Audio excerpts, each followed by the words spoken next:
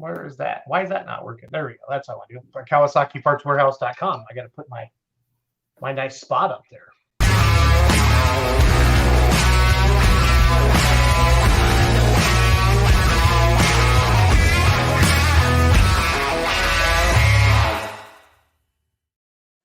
All right, everybody. Welcome to Let's Grow Pulling Live. It's Monday, October 2nd. Michael Eitel, Larry Richwine. I don't know if Charles and Ryan or anybody else is jumping on tonight. It's kind of a whoever shows up on our Monday night shows, but we're happy to have you here tonight. We're gonna go into Pro Stock Power Rankings tonight. That's my main thing tonight. I had last fall we had Shane Hunt and Wyatt Schulte and Charles Push kind of do some different power rankings here that I think that's kind of fun to do and really get you involved, the pulling fan or the puller that's watching this, and kind of do some back and forth and do different things like that. I do want to let's see, Wagler Fall Nationals was great last weekend. Thank you to everybody who tuned on to our live stream at beermoneypulling.tv. It was fun to be out there. It was our first time being at Wagler's. Shout out to Kevin F. Masterson. If you don't know what the F stands for, just ask him. He'll tell you. And that's my nickname for him. He won the Pro Stock Shootout. I think we had 5 or 6. I don't remember exactly. For those of you tuning in, please let me know. But he went 388. Pretty sure Justin Wagler was 366. I feel like Denny Brown was 361, or maybe one of the Wishmeyer tractors. I don't remember exactly for sure. So, but it was fun. So, went to Hillsdale, Michigan Friday night. That was region. Is that region 2 up there, Larry? Yes, it is. Yep. Okay. So, for everybody to know, I bought High Tech Redneck from Mike Beck. The dream of mine is to get my father down the track at Louisville on my pulling tractor. And I was told that it'd be really, really smart if my dad got to drive outdoors before we ever thought of even considering putting him on the seat in Louisville. So Mike Beck lives about an hour from Hillsdale, and he's been up there before. We took it up there. They have a little combo class at the end of the night. They wanted us to lower the drawbar because it's a component down 2 inches, and we said no. I wanted dad to drive it how it's going to be, set up when he drives it, either sometime next year in 2024. Hopefully we get into Louisville. I got my stuff printed out.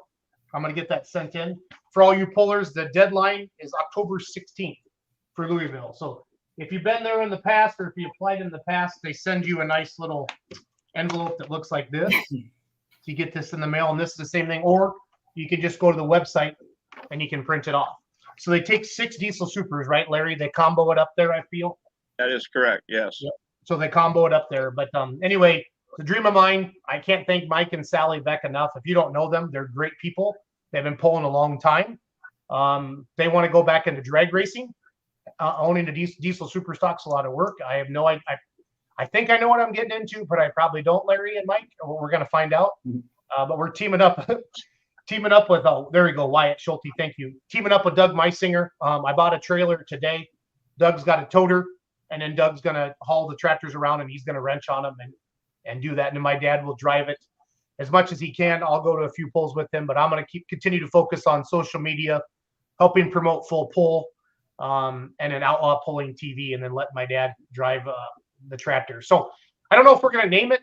I don't know, Larry, Mike. I kind of like High Tech Remedy. I want to leave something on there for Mike and Sally, but I definitely want to change it up a little bit, Mike. Wait, my wife has a name suggestion for you. I was sitting on the back porch after a long week on Friday night, enjoying an ice cold beer, and she says, "You're such a redneck. That's just the redneck remedy for everything, isn't it?" And I was like, oh my goodness, you just stumbled on gold. So Beer Money Pulling Team, I'm throwing mine in the hat. It could be the redneck remedy, man. Yeah, I like it. Yeah, Colin Burkholt says redneck remedy or we riot. So I don't know. It's a beautiful tractor. All professionally painted. I hate to touch it, but everybody kind of recognizes the Beer Money Pulling Team with the remedy. Larry, over the years, you've seen people jump up in classes. Did you kind of see the name go with them, or what have you seen over the years, Larry? Pullers changing? Most of them already had a name, just like you had Remedy, and they took it with them to some degree. But I would think Redneck Remedy or High Tech Remedy or something like that would incorporate both. And it's good that you want to pay a little tribute to Sally and and them guys. Sally's a heck of a fisherman. When they go to Key West, she goes out and does a lot of fishing. So yep, they're good people, like you say. It was super emotional for them. Their Sure. daughter Amanda was there. She was Sure. crying, and Sally drank a couple extra beers that night, and Well, she's good at that. Yeah. she's very good at that. She said she was gonna have a few more, but we went to the shop Saturday. Matt Goodwin is a good friend of mine and my dad. He came out with us, and then obviously Doug Meisinger was there as well. He's gonna be taking care of the tractor for me and Dad, and it was a fun night. Hillsdale, Michigan. Holy crap, you guys! The crowd, that was freaking huge. I bet there was 7,000 people there. They had this old gigantic grandstand, and it was freaking packed. And they had these two badass little scraper tractor guys. I forget their names, Larry, but they have the scraper and the roller. I think were they 06 or 56 series internationals, Larry? And they there should be a red one and a green one. There was two red ones there. Okay, well, I don't know who the second red one was. No. Well, okay, so Todd Whipple's one of them because he just commented. Okay. And then there's another gentleman's name. I forget their names. It was a real busy night. I didn't get out there as early as I wanted to because of all the crappy traffic. But it was still fun to jump in there and do all of that. So, but Hillsdale, Michigan, we were packed in there like sardines. They said they normally have like 30 to 40 hooks, and they had, I think, 60 or 70 hooks that night. It was packed. Cool. They had 20 some super farms, Larry, 20 some hot farms, 5 mods. I hadn't seen the Joe Stock tractors out in a while, so I saw Lisa and Bob were there. Good. And then that's her husband, right, Bob? Yes. Yep, I saw them. And then I saw Heilman's the night train. Well, that's Mike Shaneman's twin, and the Heilman kid's driving it. Yep. It's actually Dave Heilman's grandson, not John, but John's brother Dave's grandson. I was just wondering. I was gonna say it's didn't know if that was the same ones or not. Yeah. And then of course the famous Don Dean, the plumber's nightmare, was there. Yeah. So and then he came down. He went up there, and then he come down to Georgetown and got second, only to Jared Bedlam. That's the other one, and he actually owns, him and his wife, a Richwine German Shepherd. Cool. That they came down to Don Dean came down to Georgetown on Saturday, and Doug Theobald, I don't know what he was experimenting or what, but he shut it off at 360 and coasted to 390 something. So anyway, but yeah, it was a 7,800 pound mod class, and I said, "Is this your Louisville set up or what?" And he shrugged his shoulders because I was in the tower talking to him on a PA, and all I know is he shut it off. And later I drove by while he was loading, and I said, "All I can say is it's friggin' awesome, Doug." I mean, it was just, my God, he blasted it. But this was a mod class, not unlimited, right? No, it was 7,800 pound mod. We had a couple single engine mods and a triple or two, and then we had Don Dean who took second, and then we had Doug who took a blast. Sure. Had shut it down, but yeah, it was. He deserves a big win. It seems like he's been hooking that thing in the unlimiteds too, and he has been a victim to circumstance and bad luck almost as much as anybody else in the unlimiteds. So especially in the mod, we want to see him do well there. So he deserves a big 390-foot pass. So that's awesome for him. And I couldn't see from the announcer tower if he had the screw blowers on or not. That was going to be my next question. Well, I couldn't tell. So maybe if he's watching, I don't know, him or one of the kids or Renee's watching, they can let us know. But all I know is he blasted it and shut it down, like I say, about 340, 350 and coasted to 390 something. Well, let's put it this way. We had the sled monitor with Singer sleds. He went 40.9 mile an hour. Yeah. It was like, oh my God. That is awesome, Larry. Yep.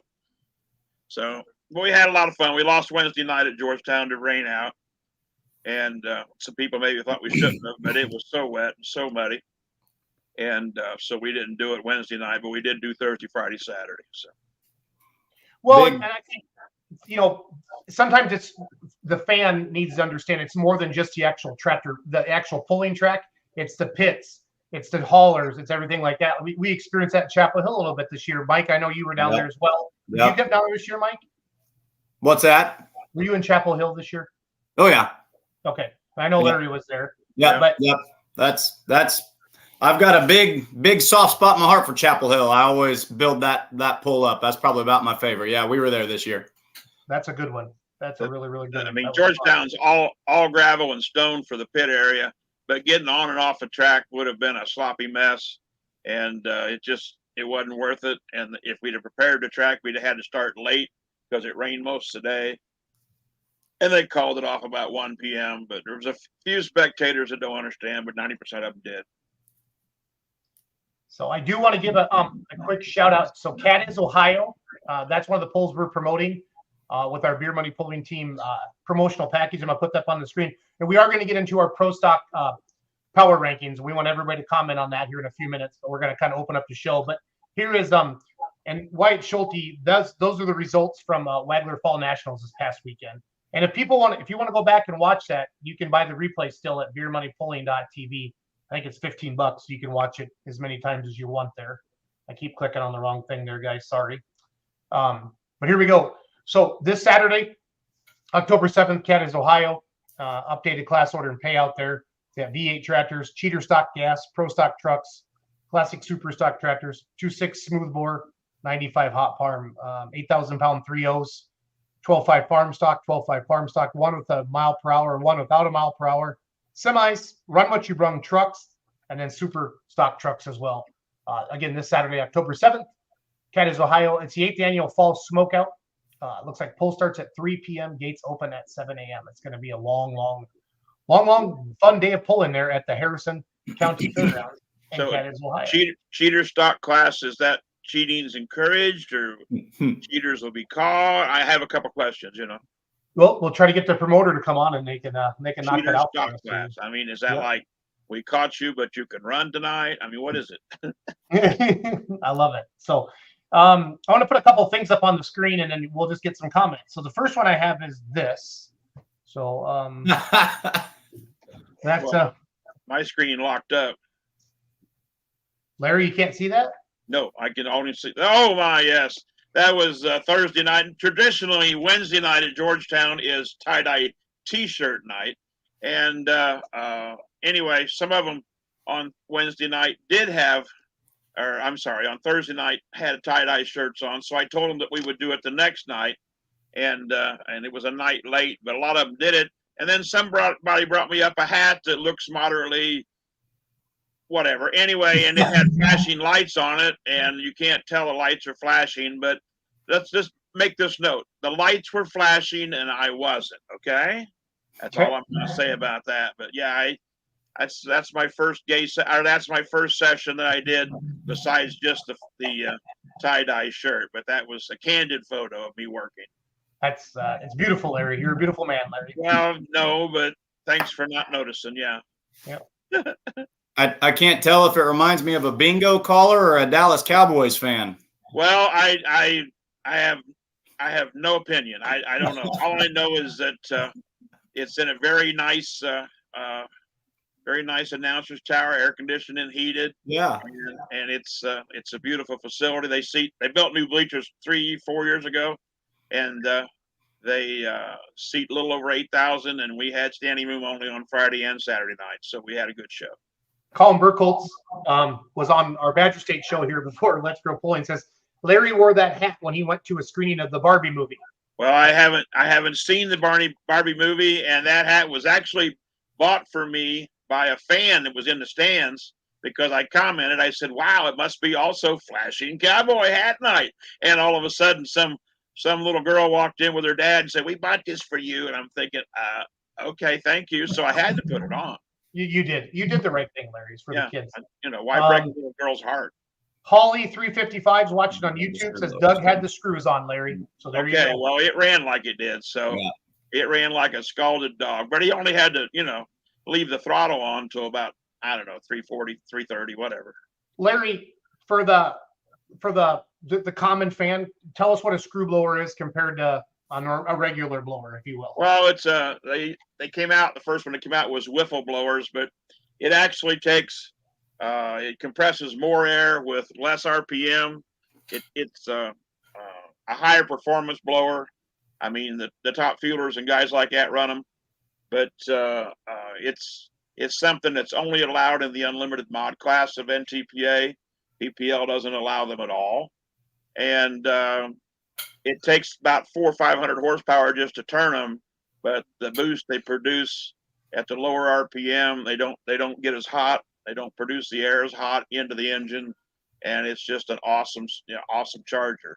But it's similar to some of the air compressors. Well, like Matt Kane runs Eaton compressors or whatever it is there, and they produce the high volume air compressors are a screw type affair. Okay. They're not just a roots blower. Gotcha.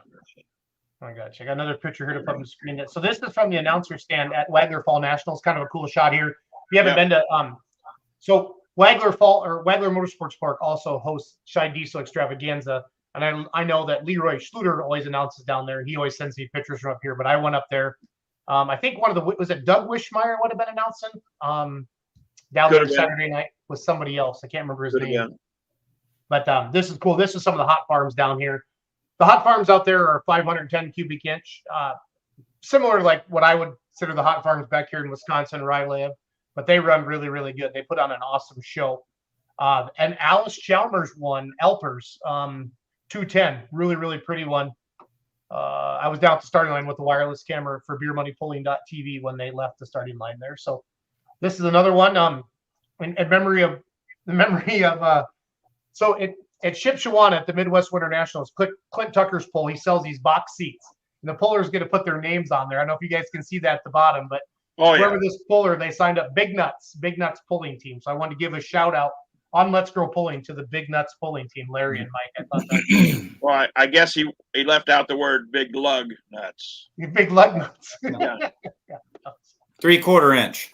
Yeah. And that's Shane Maston's Pumpkin Super Farm there in the background. I got to see them run Friday night up there in Michigan. Talk about super farms in Michigan, Larry. They come out of the woodwork. Holy cow, they were everywhere. Well, the primary origin of what's left of super farms, all the Grand National guys seem like they're from Michigan, with the exception of maybe one or two from Wisconsin. But no, the super farm class, when we put in the Light Pro and the Limited Pro, the ones that were still in Michigan, I won't say that they're all from the same customer, same engine guy, but they seems to be the heart of super farm country is Michigan. Yeah, they run hard. Colin Burkholz, are the screw blowers illegal in Europe as well, Larry? I honestly do not know. I know there was talk about it, but I don't know what they wound up doing. Don't top fuel engines run low helix blowers? Can't use high helix or screw type because of horsepower levels. He is correct. Yes, we were alluding to the famous Ryan Salamine. Oh yeah. Well, I was alluding to him, but I didn't say it. Yeah, that's okay. Darren Bomber, got to see him. I got to see him in Michigan, and they snuck down to Lyons, Indiana as well. So that was good to see. Almost all of the guys that ran Super Farm Thursday night went up there for Friday night at Hillsboro. I know that Brian Carrington and those guys all did. So Darren Bomber would have been one of them. Yep. Or two of them. So back to the scrapers quick. Whipple and who was the other gentleman that has it? Let's see here. Through my notes here. Jared Badun. Is it Badun? How do I say this, Larry? I believe it's Badun. Okay. Doesn't Jim Miller have a similar type of setup to that as well? Like I feel like I've seen before. Jim Miller has one and has had for many years. He claims to be the first one. He put his on a 4320 because it's a little bit longer wheelbase than a 4020 or whatever.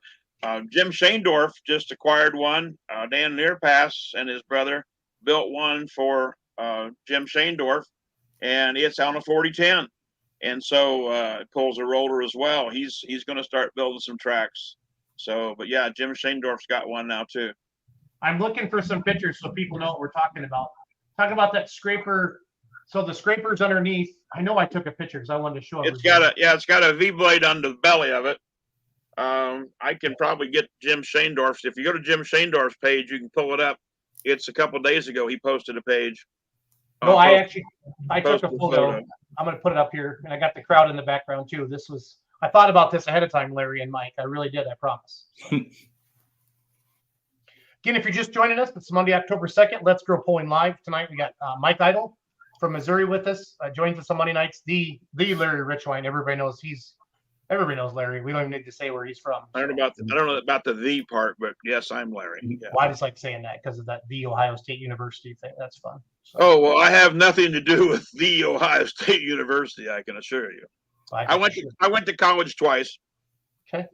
I went to Ball State, dropped off the oldest daughter, and there you go. And then I went to Ivy Tech in Indianapolis and dropped off the second daughter to become a nurse. She's the one that married Bud Gettinger, and Neil Gettinger and I share three things in life, and they're all grandchildren. That's awesome. But this is Hillsdale, Michigan. Friday night, you guys, is awesome. That grandstand runs the entire length of the track, so 300 feet. And they had two setups there so Jared and Ted, I think, had those. But that's awesome. That was fast. I mean, it kept everything moving really, really quick. So I think if I was thinking about doing something like this, this works, Larry. Don't you agree? Oh, I do agree. Yeah, it's a one tool does all. I mean, it scrapes it, it rolls it, it waters it. Some of them have the water bar on the front of the scraper. Some of them have them on the back of the roller. But yeah, it's one of those deals that it's once over and done. You know, it's like a tractor pulling a tillage tool and a planter all at once. You know, it gets things done. I found a picture of Jimmy's new rig. I'll send it to you. Oh, is it on his Facebook? I can find it too, Larry. Well, yeah, it's on Facebook. I did go to Jim Shaindorf's page, and it was posted 5 days ago. Okay, I'll find it. I've got it if you want me to send it to you. Oh, it'll be easier for me quicker just to find it. So. All right. Jason, was Hillsdale a single track or is it a double track? Single track. Yep. So I was trying to convince you in Chapel Hill that when they're done right and when they run them quick, a single track can almost be better. Have you converted to the single tracks yet? Oh yeah, as long as you keep it moving fast, that's all I care about. That's all that I care about. But I definitely agree with you, sir. I'm in love with Chapel Hill after being there. It's legit. Single tracks when done right can make for an awesome experience. Well, and if you talk to a promoter, all a double track does, it doesn't mean you can get twice as many people there. It just means sometimes it's costs, makes your show go up twice as much. So I mean, there's some truth to that as well. Well, and if you're running the same flag crew on both sides, you're just running two single tracks. But I'm talking about like if you have to add all that, the purse, Mike, if you have 4 or 5 classes on a single track show, to put on the same 3 to 4 hour show with 2, you got to have 8 to 9 classes, and it doubles the price of your show. NTPA's actually stopped running 2 tracks with one set of flagmen. Now if they have a 2-track show, they automatically run a set of flagmen for each track. Yeah, that makes it nice. And North generally, like Toma and Bowling Green, they have a maintenance crew for each track as well. They don't have to go from one or the other like some people do. And all that does is make it easier for an event manager to both tracks are ready, send them, which looks like a drag race, which I've caught a lot of hell for in my day, but God, the crowd loves it. Yeah. They go crazy. This is Jim Shaindorf's new rig. That's Jim's new setup. It's a 40-10, and Dan Nearpass and his brother built the belly blade for him. But yeah, it works. It works. It does. And then, I know, and I've talked about this in the past too, but like we got to keep shows moving. We got to have quicker in between hooks at no matter what level of pulling. Right. And one way to do that too is like and I know you get donations a lot of times from local dealers. Don't get the biggest tractor. Don't get big front wheel assist tractors. They can't turn. They can't turn sharp enough on the track. Well, the biggest problem is the dealers don't really have much other than front. Even the small ones are front wheel assist. I know. And their turning radius is hard to deal with. I mean, that's the hardest part. But you talk about a single track. No one coordinates. The words actually orchestrates better track maintenance. Not Taylor Swift, but anyway, or Trailer Swift. But Chapel Hill. I mean, if you watch it, it's so coordinated. You'd think it was a dance. I mean. They both go half track from each end, and it's a very coordinated maintenance crew. Mike, I found this meme for you today. So you do know that the Chiefs play the Packers during Let's Go Grow Pulling next Monday night, right? So you know that they're going to destroy the Packers, right? Wait a minute. Are you guys talking about that foosball game? Yeah. The football? I live 20 minutes from Lucas Oil Stadium. I've been in there 3 times, and none of it was for a ball game. So there's one more thing I want to say about a single track and shows moving quickly. This is something I've noticed as a fan, and it seems like at first it was a pride thing, and then it was an encouraged thing, and now it's something you see all over the place. Vehicles driving off under their own power at the end of a hook. It seems like there for a while we got in a lull where everyone was asking for the pull-off tractor, and then they started bringing it back. They're like, if you can move this thing, get it to the end of the track, shut it off there, and then they can tow you out of there. And I think that makes a pull move significantly faster. And when the drivers have that pride to say, you know, I just pulled 340 and we're going to drive off with, you know, everything still running and intact, I think that makes a show run really, really quick. Well, I know NTPA rule still says it must drive off a track on its own power.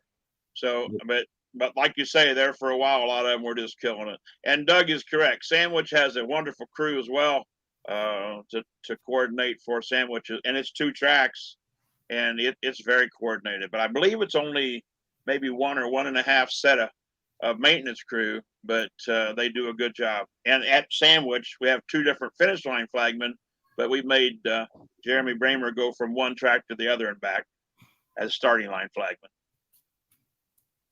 I like it. I'm just putting some different posters up of different events that we're going to be part of with BeerMoneyPulling.tv, and that promoters that have reached out to the Beer Money Pulling team to promote their event on social media. This is Diesels and Dark Corners, November 3rd and 4th in White Plains, Georgia. BeerMoneyPulling.tv will be there. This is a fantastic event. Outlaw Pulling TV, we're going to be in Lufkin, Texas, October 20 and 21st, 2023. So coming up there as well. And then, of course, Cadiz, Ohio, this Saturday, October 7th. And don't forget, the marvelous Larry Richwine. But Larry, that picture is I'm gonna get that framed. I won't be announcing any of those events because I dress that way or what? I mean, come on. I don't know. I'm available. Come on. Yeah. And then here's our lineup for the Midwest Winter Nationals, Shipshewana, Indiana, coming up January 11th through the 13th. I got a couple videos I want to play quick, and then we're going to get into our power rankings here. And again, I was going to have a lot of you messaged me over the weekend and said, hey, what's Bowling Green doing to our campgrounds? They're taking the fun out of it. And then I said, no, relax. I texted Dave Schultz, and he said he can't come on tonight, but he'll come on next Monday. I didn't see any of the posts. I'm always in Wisner, Nebraska that weekend with the Outlaws, but Doug and Hope go out there with our merchandise trailer. So we'll get to the bottom of it. I don't think they're trying to make it less fun. I think maybe trying to make it a little safer. So. No, they're not. They're making it a little safer, and they're going to an armband system. I believe they'll be issued armbands if they've got the campsite. So this is something I went to Hillsdale, Michigan Friday night, and I went to Lions. I was driving home yesterday, and I saw this billboard, Larry, and I thought of you right away. I'm like, if I was with you, Richwine, I would have made you take a picture. This is probably the best sign I've ever seen. Slots, tacos, free food. That's what EBT stands for, right? Cold beer and burgers. Have a great day. Burgers. That was a yeah, me and my burgers. You know, when I die, they'll put a Big Mac in the bottom of my casket. No, but this had everything. They got. This is probably the best sign I've ever seen. Slots, tacos, free food. Full service facility looks like to me. Yep. And then Larry, you sent me this video.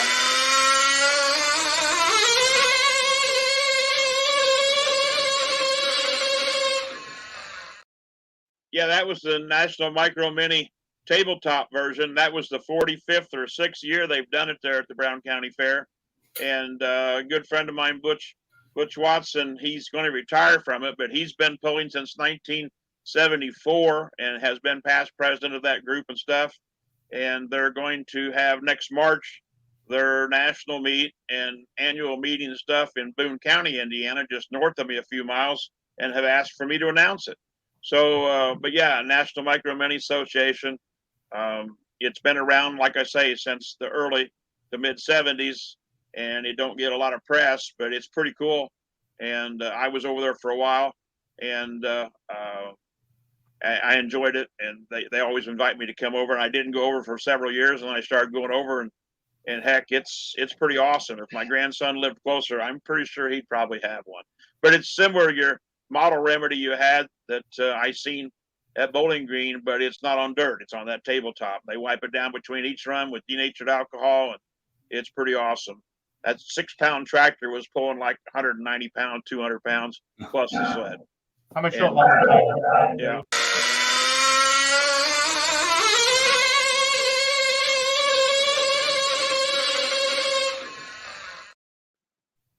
Yeah, Pretty cool. it was awesome. We Larry, were will gonna- you be on next week? Yeah, I'll be on next week. We were going to go cover one of those, Larry, this past winter down in Wisconsin, and then we had a really bad snowstorm. And I got down to Madison, turned around, it was down by Milwaukee. But I'll try to get to that this year and definitely get some video for everybody. We'd try to show it all here on the Beer Money Pulling team. So Well, and there's so many different levels between micro minis, garden tractors, what we consider brush pulling, state level, national level. I mean, the sport of truck and tractor pulling is just a lot bigger than most people think it is. Yep. It involves everybody. So sure there was one 6-year-old kid there. I mean, his dad built the tractor and stuff, of course, but you might have seen that the plexiglass thing they used to steer him once they let him go. And he was running the piece of plexiglass to steer it. His dad helped him a little bit, but it was his tractor. And I forget what place he got, but he did well. That is awesome. That is Yes, awesome. So before we dive into the Pro Stock Power Rankings, Mike or Larry, anything else that we've missed so far that we wanted to talk about? No, I talked about my weekend, and like I say, it's I'm just here because I got Diet Coke in my glass, and I'm ready to visit. Congratulations to fellow Nemo, Northeast Missouri guy, Jason Wayman, pulling the Megatron all the way out there to Georgetown. I know he doesn't typically go that far east. He's just going to go hang out because pulling's growing and people are jumping from spot to spot. And he said, I'll be darned if he didn't win the doggone thing. So yeah, he had a great run. Yes. Mm-hmm.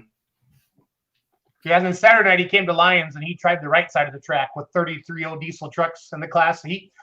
Larry was one of those hero or zero moves, and it ended up being he ended up going from a 4-wheel drive to a 2-wheel drive. So Charles Posch got a really good picture of it. He's posted on Jason's Facebook page there. So let's get into this as we talk about pumpkin spice drinks, good or bad. Larry, pumpkin spice, yay or nay? Well, no. No. Even if they made pumpkin spice Diet Coke, it would be no. No. I work at a pumpkin patch on the weekends, so when I'm narrating the hayride, I always find the most trendy, basic young lady and incorporate a pumpkin spice joke at their expense. Never tried one. I'm a straight black coffee drinker. Areas in Indiana have weed whacker truck and tractor pulls. Yeah, so they put weed eater motors on them, right, Larry? I've seen those. I've never witnessed one, but I've heard about them. Yes. Oh, and I also got to meet Randy Proctor for the first time. He's always commenting on our shows. I got to meet him. Yeah. He's an interesting fellow. We had a lot to talk about. He was a good guy. And then Bob Bates, a local firefighter. Right. He shot some video for me so I can hang out with Dad and the tractor. So, okay, I'm going to go to the PPL website here. Let's see here, propulling.com, events. I want points. I want Champions Tour points, super mods. Pro Stock. Who won Champions Tour points? Mr. River Rat himself. Okay, so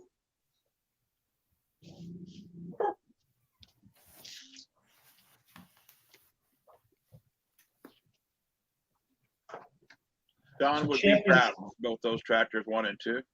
Absolutely. The Rat was 1 for PPL. So Larry, like when I say power rankings, it's not just about points. You know that. I know Mike knows that. We're going to get into that. And this is one of those guys, if you were going to, let's say Full Pull came out with a game and you bet $1,000 a tractor, $10,000 buy-in. Which 10 tractors are you bringing against somebody else's, 10 tractors? That's kind of what I want to do. But I want you to base it off of right now, assuming everybody's running. Like Shelton's obviously need a new turbo after the other night. But if you were going to grab 10 pro stocks right now, it was a $10,000 buy-in and you're putting your 10 pros up against somebody else, which 10 are you bringing? So just for fun, though, I'm going to do my top 10 PPL. I'm going to do my top 10 NTPA, and then we're going to start taking comments from the peanut gallery. Oh, the peanut, number 1 peanut there, Doug Worth, River Rat number 1, show over. Now, that's easy because we just saw Masterson womp on everybody Saturday night. But the Simons weren't there, and some of the other tractors, a lot of farmers.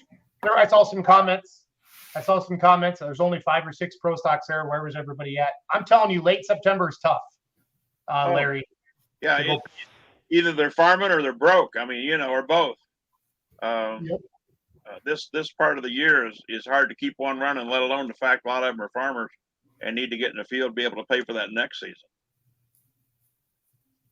I got to see Justin Wagler's tractor. He finished 5th in the Pro Champions Tour points. I didn't get to see him much this summer. So No. I got very familiar with the 5.0 Pro Stock class with Outlaw TV this summer, but I didn't get to see as many of the big pros as I do. I snuck in a 5.0 on my honorable mention side. So, in case Kurt or Ron or anybody influential out there is watching, I do have an Outlaw on my list. Well, we're talking big pros night. Again, shout out to Wyatt Schulte and Charles Posch and Shane Hunt, who did this last year. I had called those guys and said, hey, let's do some power ranking shows. And they did these last fall, and I'm super grateful for them for doing that. And I see Shane and Wyatt are doing a show. I think, did somebody say Sunday nights now, or did Doug tell me Wednesday nights? And then Charles brought back Sidetracked. And hey, guys, more shows the better. Get them done. Let's keep talking about the great sport of truck and tractor pulling. I love it. 1, 2, 3, 4, 5, 6, 7, 8. Never giving up. Larry, did you ever pull at Louisville over your years? Yes, would have been 1979. That would have been a mini? No. That would have been a single engine mod. Okay. In the light mod class. Gotcha. Nobody remembers it but me, but I was there. That's fine. You wouldn't lie to me. I also pulled the Pontiac Silverdome with 2 Rodaks. And I pulled in the Hoosier Dome for exhibition deal with the jet powered pickup truck I had. So yeah, I bet nothing's as prestigious as Louisville. And I went once. Wyatt Schulte, us, Simons, and Round were all in the field this past weekend. Who's us? Schulte, do you have a pro stock? Simons and Round. Us, Simons, and Round. Yeah, everybody's in the field. Who's the us, Wyatt? Justin Van Valkenburg. Wednesday nights very soon for Shane. Yeah, I think they call that Motorsports Almanac. Doug Borth says Farm Show, Truck Show, Toma. Farm Show, Truck Show, Toma. National Farm Machinery Show, Mack Trailer Winter Nationals, and Budweiser Dairyland Super Nationals. So he's talking about big wins for the Rat? Yep. That's okay. So I got my PPL. So top 10 PPL: Rat, Tinker, Green with Envy, Real Deer Pro, Revelation Pro, Rolling Stone. That thing's a flame throwing beast, Larry and Mike. Yeah, we saw that Saturday night. It ran down. He ran down at Georgetown as well. We didn't get all of our video process from yesterday yet, but Mackenzie said we got a lot of good video. And again, well, we were streaming it, so we had a lot of good video. Billet Binder, Never Given Up, Young Blood, top 10 in PPL. Let's go to the NTPA website that caused so much stress for a couple of you people over the last month. I mean, you talk about humans don't like change. All I can say is, oh my God. Oh my God! Why they chose to change it when they did, I don't know. But all I know is that sure caused controversy. Yeah, I thought Wyatt Schulte got a pro stock. I got all excited for a second. Binder Express won pro stock. Start that rumor, Larry. Okay. William Lumberg says Larry in the Silver Dome. Yep. Sorry, I clicked on it. Larry is in the Silver Dome, and I'm pretty sure I had 2 Rodaks at the time. Larry, is that the biggest crowd you ever pulled in? That's like a 70,000 seater, right? Well, so was the Hoosier Dome. What? I don't think the Hoosier Dome. Yeah, well, then it became the RCA Dome, and then they tore it down to build Lucas Oil Stadium. The Silver Dome was the first time I ever went in an airlock dome, and unless you looked up, you didn't know you were inside. And the same thing went for the Hoosier Dome. It was an airlock. They could pull 2 semis in and lock the air behind you, and then open the air to go into the inflated arena. But yeah, it was it was an experience for a kid with hair at the time. So Brett Meyer, Injective Funds, was our NTPA Grand National champ. Right. Some Simon guy with Loud and Heavy. So that we know Brent's tractors out of the Simon camp as well. And then we went Connie, we went Nasty, we went Daddy, Billet Binder. Loud and Heavy X. Get Her Done. And then Rampage. Were Schmuckers out this weekend at all? Did they come to Georgetown, Larry? No, they weren't there. No, And then Red DM. I'm sure they're harvesting. Silverdome had a lot of great polls. Justin Van Valkenburg says that. Larry, did you ever poll in the Astrodome? Morgan Schulte wants to know. No, I did not. But my good friend Wayne Sullivan did, and he actually talked about it when we did the thing at Hillsboro. You know, when I had him on there with us, he talked about the Astrodome. You were amazed they pulled the Astrodome. I just think it's so cool. I've seen some old pictures. I just like Louisville. What is it? Is it 17,000 people, Larry, on Saturday night when it's full? At Louisville? Yeah. I'd say 15, 17. Yeah. Because I feel like they said when they pull out the lower bowl for the truck show in March, they lose 3,000 to 4,000 seats, maybe. Probably at least a couple. Yeah. 10 maybe. But anyway, that's the biggest crowd I've ever seen indoors. And I don't know. I mean, Bowling Green. What does Bowling Green honestly hold? I mean, I've heard 30 to 60,000. What is it like a full session, Larry? What does it hold? I think it's between 25 and 30,000 actual seats with the lawn chairs and now on the north side they're actually selling like a box area and you could put your lawn chairs in there or whatever. But we'd be better off to ask them next week when he's on. But I think it's between 25 and 30,000 actual seats, and of course it's standing room only on Friday night and Saturday night. And Friday, yeah, that's when I fill it up. Okay. So Pro Stock Power Rankings, everybody. In the comments, give me your top 10 Pro Stocks. So, Larry, do you want to go first, or Mike, do you want to go first, or do you want me to go first, or how do you want to do this? Mike can go first. I don't care.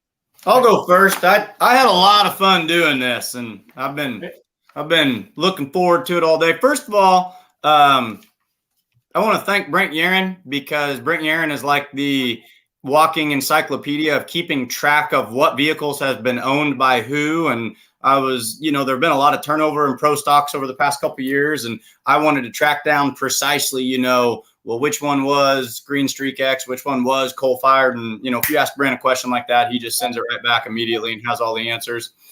And the way I want to go about my list, I actually want to jump in at number 5 and then work backwards, 5, 6, 7, 8, 9, 10. And then I'll count down from 5, because what I found out was it was really hard to try to say, well, this is number 1, this is number 2, this is number 3. But if I could just identify who's number 5 and say, who's this guy going to beat every time? And then who's going to beat him? That made it a lot easier. And my number 5 pick is actually a bit of a sleeper pick. And you guys are all going to say that I'm very biased, being where I'm from. But coming in at number 5, I'm going with Youngblood, driven by Braden Schrammick. And here's my backing on that. As I was doing all my research for all the big hitters, and I wanted to say, well, what did this tractor do at Bowling Green? What did this tractor do at Chapel Hill? What did this tractor do at Louisville? And a name just kept popping up again and again and again. I think one of the hardest things you could do right now would be to find out, when did Youngblood finish out of the top 10 this year? The only one I found was at Bowling Green Session 5, but that's only because he went out of bounds. He doesn't always hook, but when he does, it's the big shows, it's the big money pulls. He doesn't have a lot of wins, but that's because he doesn't hook, an entire season. I think if he went to every single hook, he would have 3, 4, the wins would come. He finishes top 5 constantly. And it's just, it's a hard running pro stock. So it's a beautiful pro stock. And it is, with as far as I understand, and I'm a long ways from a mechanic, but that is a true Agco Alice. That's a GM motor in that. So a lot of people get all up. Hold on. Call the cops. I call bullshit.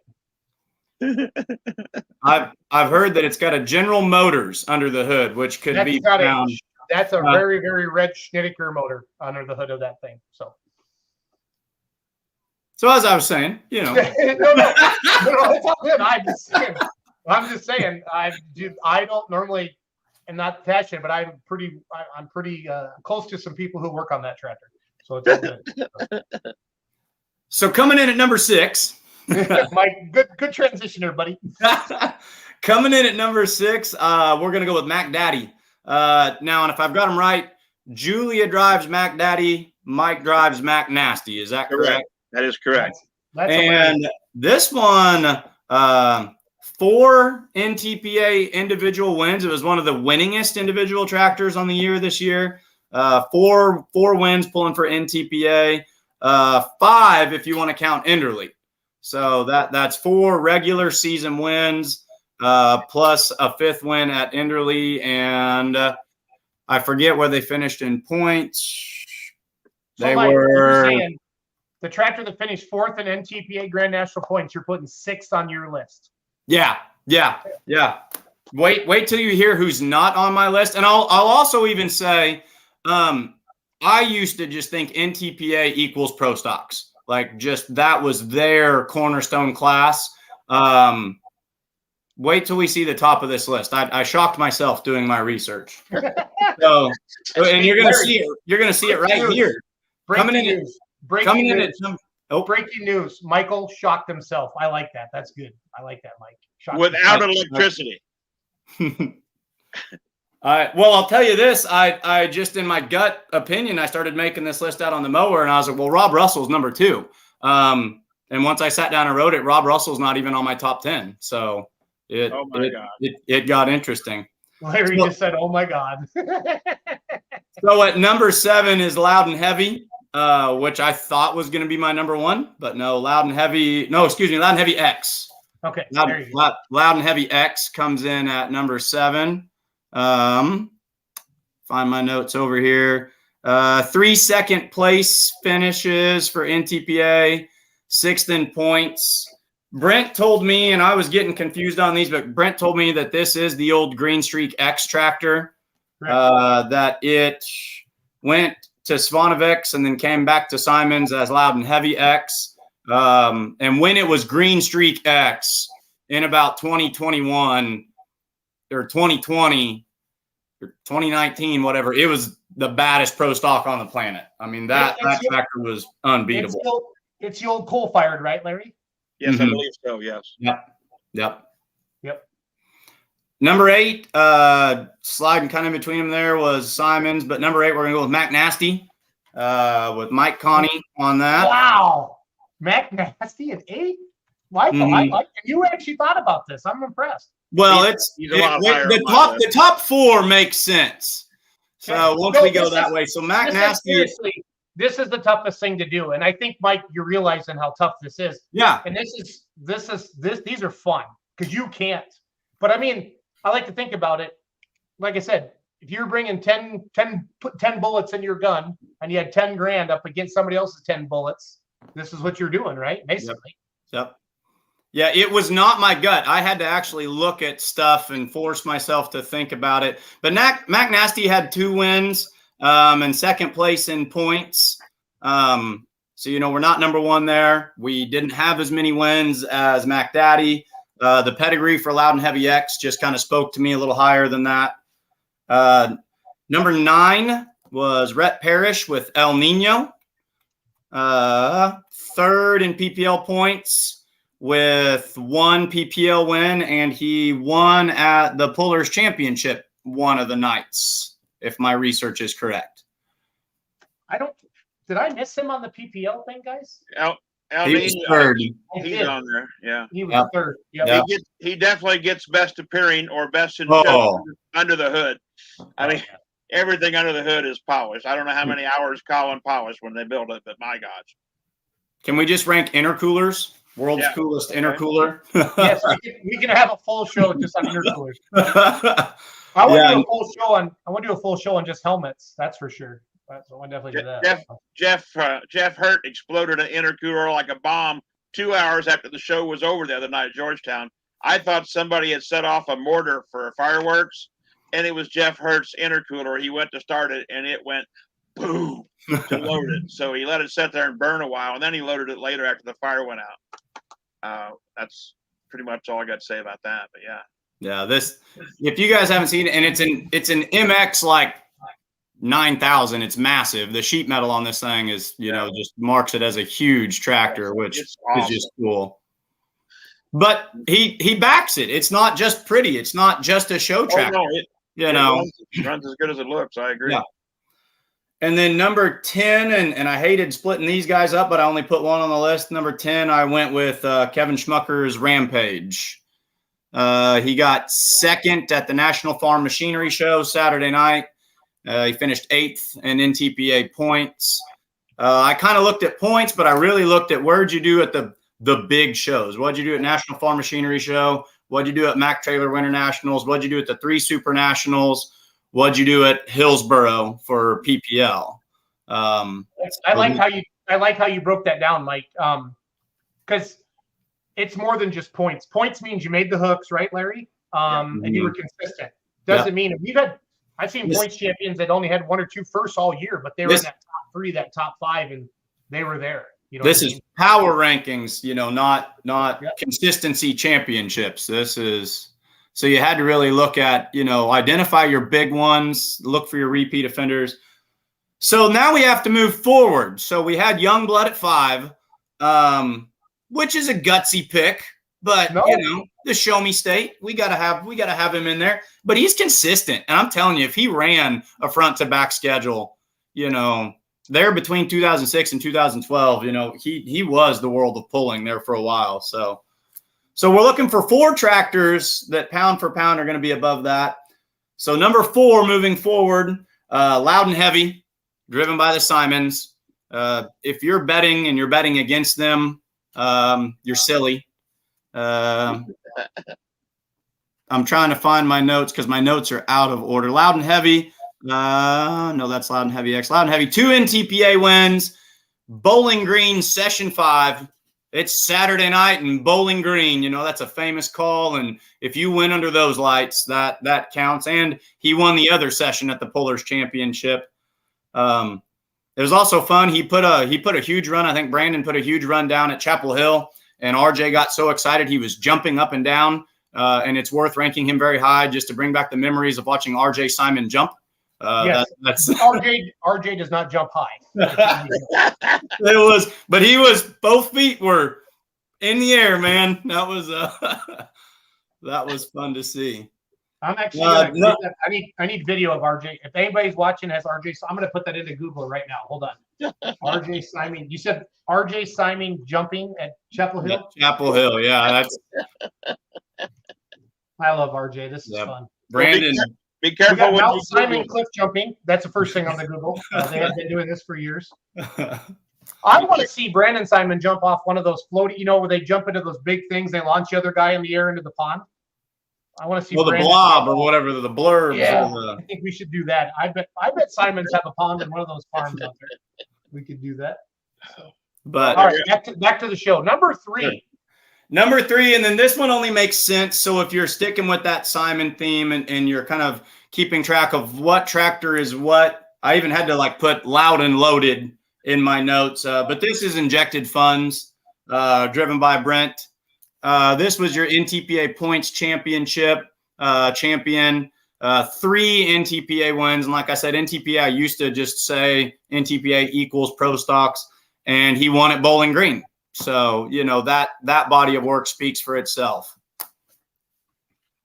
Yes, it does. Which leaves 2 spots, number 2 and number 1.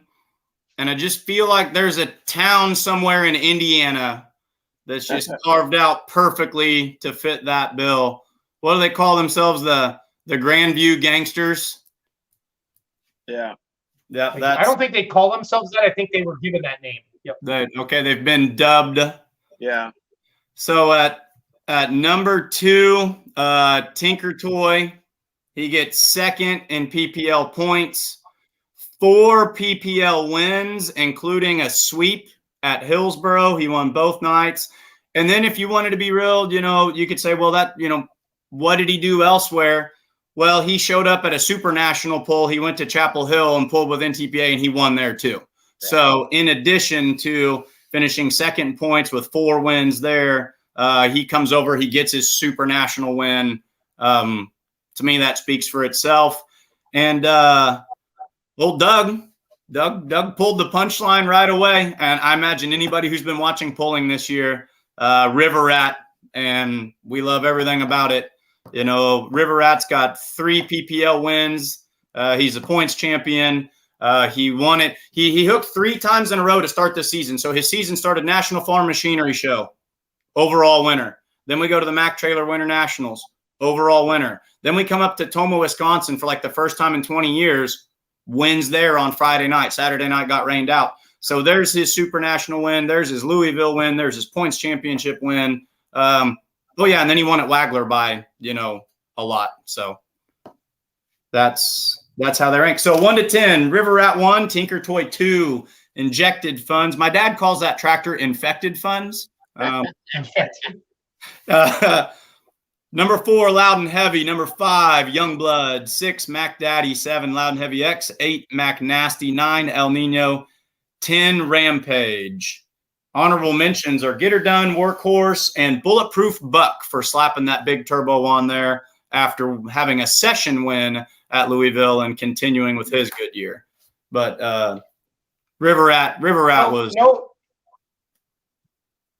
Did you get any state tractors? Everything I have here is Champions Tour or Grand National. Okay, and you really went after like signature wins, right? That was really what drove you, Mike. I feel, yeah. Show me what you did on the biggest stage. Or I guess the other thing was, if you're not winning, are we having volume wins? Are we 4 wins on the year? That speaks big. Did we win or perform really well at National Farm Machinery Show, Hillsboro, Bowling Green, places like that? Or was your name just showing up if I'm researching what the Simons did, and every time, oh, there's Schrammick 3rd, there's Schrammick 5th, there's Schrammick 6th, though there's Schrammick 2nd, that was kind of what drove mine. You could drop these 10 guys in a poll, and each of them's going to win once in a 10-session show. So Brent Shorefighty says solid top 10. Rick Crumreich, he is the crew chief, isn't he, of the Bunnage machine? Wait for the Hartman next year. Okay, so Hartman's bought Meltdown from Schnittker's, right? Yes. So Rick is calling it out to everybody right now. The Hartmans are going to be tough with the DNR setup. Bulletproof Buck isn't 5.0. He went full-blown pro. Yeah. Correct. This is the first year he did that.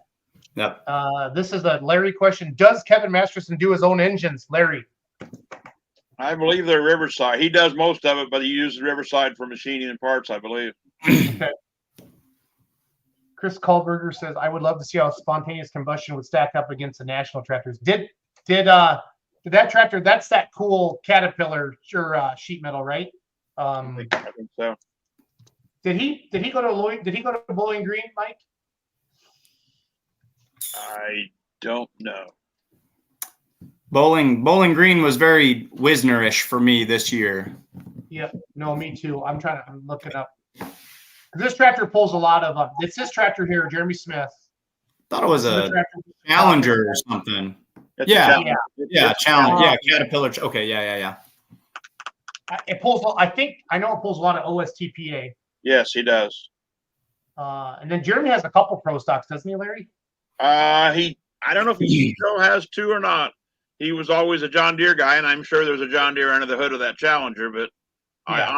I honestly don't know what he's I haven't seen him much this summer. I've seen him a couple places. Wyatt says he got 3rd in Bowling Green Saturday night, so that's a tough runner. There you go. And then he did win OSTPA points. No, that's a solid top 10, Mike. Solid top 10. Good job with that. I love how you explained it all through. That's fun. And there's it would be fun to truly do this. So my gut opinion would have been Loud and Heavy X number 1 and Workhorse number 2. But once I got looking at it, also if and this is all due respect everywhere, I just think this guy's an amazing driver. When Carlton Cope drives any of those Mack tractors, yeah. If with that inside information, I would would bet accordingly. That is not. I mean, every one of these guys driving these tractors they're just phenomenal. But I just want to say, I think when Carlton Cope climbs in the driver's seat of those Mack tractors, that makes for fun fan entertainment. Well, they went 1 and 2 at the Enderley, but the Simons weren't there. But Michael Ray, and then one on Mac Daddy, and then Carlton drove Mac Nasty. Yep. Just finding some pictures here of Jeremy's Pro Stock. So good stuff to see there. Yeah, so he's got high strung, right, Larry? Yeah, I think so. Yes, he does have 2 then. Yep. Medina, Ohio. How many Pro Stocks are in the country? Big pros, Larry? 70, 80? Oh, all across all organizations in the United States, probably 80, easy. Yeah. Yeah. I know that. In my opinion, the Pro Stock class is the most competitive among the guys running it. Maybe second place mini rods as any class NTPA has, as far as having a big show and a lot of different people possibly win. Of course, most of them got John Deere's under the hoods, but nevertheless, as far as colors and everything goes, I think that's one of the premier classes NTPA has. NTPA has 57 Pro Stocks listed. Now, they only listed down to 29 because those were the ones running for points.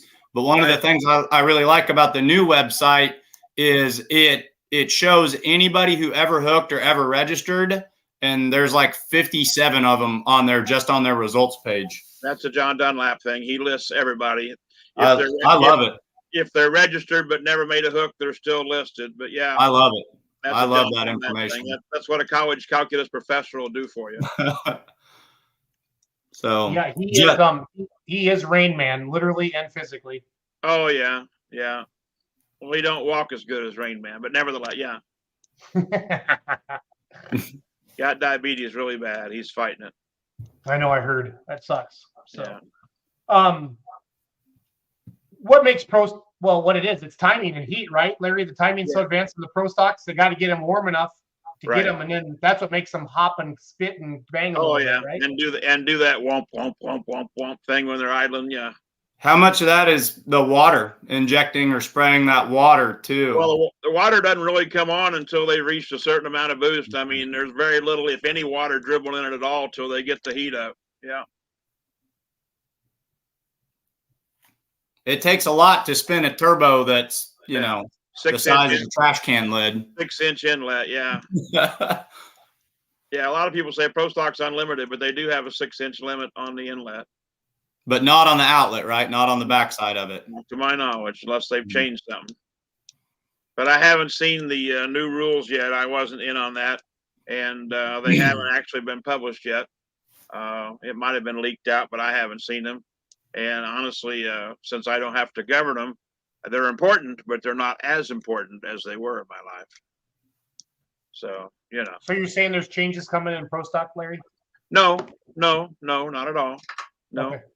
There's changing comings in Larry's life, but not Pro Stock. Oh. Yeah. Fair enough. We'll talk about that in a few weeks. Sounds good. But I didn't do near the homework that he did. Okay. I mean, like none. I did my gut feeling on, if you said, Larry, pick 10 tractors and put them in the order, that if I was running the show and I was handed a lineup, who would I pick? Not necessarily in what order, but who would I pick to be in that top 10? I think before we jump into Larry's list, when Charles and I think Wyatt was in on this on the very first one, and maybe Shane, I feel like Simons were pretty much 1 and 2 with both of them, if I remember correctly. We did these last fall, or no, we did them this spring before the season started. So, or maybe it was a year ago. I don't remember. We do so much stuff, I forget it all. It was last spring because I was watching it while my kids were taking their standardized tests. Okay, good for you. You're a good teacher, Mike. I like that. Good stuff. I was entertained, and I don't know how their test scores were. Lemke's Kloss Pro Stock, they hurted at the Pullers Championship in May. I think it got back out on Badger State by the end of the year. Colin Burkholtz would know for sure. I believe it ran at Smucker's Pull up there. Oh, what's the name of the town? Oh, anyway, where the Football Hall of Fame is, but Canton. Canton, Ohio is where it ran. You would think I would know where Schmuckers lived, or more than the football, since I'm not a foosball fan. But I knew the Foosball Hall of Fame was there. You're getting old, Larry. It's okay. To me, foosball, 11 guys line up, one guy smacks the other guy in the butt, gives him the ball, and he tries to throw it across the other team. And if they change possession, a whole different set of guys come out. And it's not the same team. My game, they all wear gym shorts and like wife beater shirts, and they have to play offense and defense, and the course is only 94 feet long, and the goal is 10 foot in the air. Fair enough. Well said. Just saying. We did those before the farm show. Wyatt still got his old list, and then Wyatt said came back in Highland. That's what the Kloss Pro Stock. All right, Larry. Well, my 10, not in any particular order, but this is kind of the order I picked them. Would have been River Rat number 1 and Tinker Toy number 2. But if you look at all the full pull shows we did, about every one I picked, Pro Stock, I picked River Rat almost every time, because he was just consistently bang, bang, bang, bang right there. Then I went Injected Funds for 3, Mac Nasty 4, Workhorse 5, Simon's Heavy 6, Mac Daddy 7, Simon X 8, Get Her Done 9, and Rampage 10. That was, and again, even I said it on the full pull show, I hate to make picks because I work with these people. I mean, for the last 29 years, I stood there and worked with them, and they helped me when I needed help. And I tried to help them if I could fudge 30 seconds or whatever, to get them to the line. And I hate to pick, but if I had to pick top 10 that I feel will finish out of any lineup ever given, that's the 10. Colin says, after reviewing your rankings, I'm not sure it makes me scratch my head more. The fact that you don't have the billet binder rank after finishing 5th in points and getting a Grand National win at Sandwich in the stacked Pro Stock class, or the fact that you have the Youngblood tractor ranked 5th. So, well, the best answer for you, Colin, is a lot of things that you do in that machine shop and we see on the track makes us scratch our head as well, young man.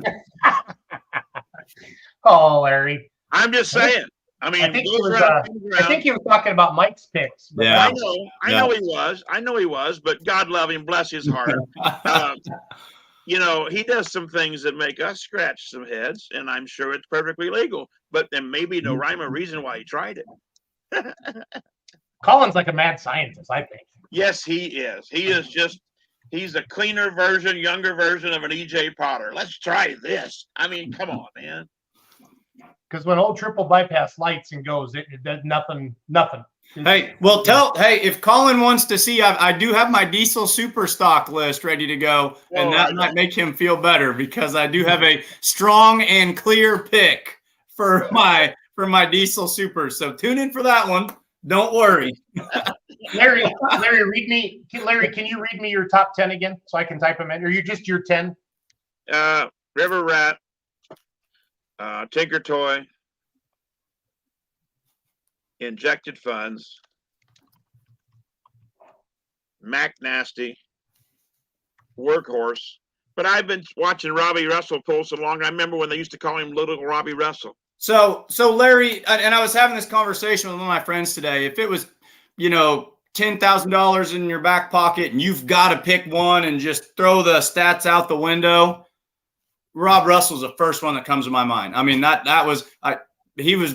had him ranked number 2, and then I got to playing Moneyball. So yeah, you can't pick against the work. Well, and what was it? Last year he wasn't planning on running NTPA points. He came to Toma and he left there leading, and he hung in there all year. That was 2021, and that was because of a rain out in Mound City, Missouri. Okay. Mound City got rained out, and then he was like, well, we'll go up to Toma. And then he was like accidentally leading points, and he was like, since we're here, and then he just ran it and won the whole doggone thing. Well, and when he got to Toma, he told me, he said, I beat the GPS by 21 minutes. And I'm thinking, shouldn't it have adjusted while you were driving? Anyway.